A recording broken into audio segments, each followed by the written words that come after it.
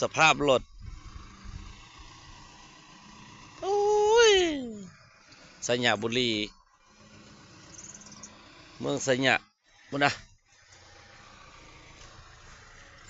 ทางลงไปพี่น้องทางลงไปให้ไปหน้าพอได้นี่พุ่นนะโอ้ยมาเห็นหน้าพุ่นหมอกหมอกแทบบ่เห็นกันเลย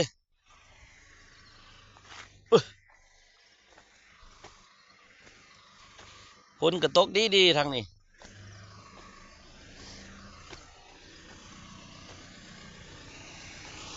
จนคิว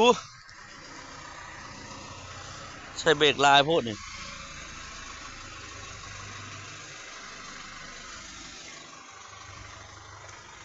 หมอกหลายหมอกหลายทางนี่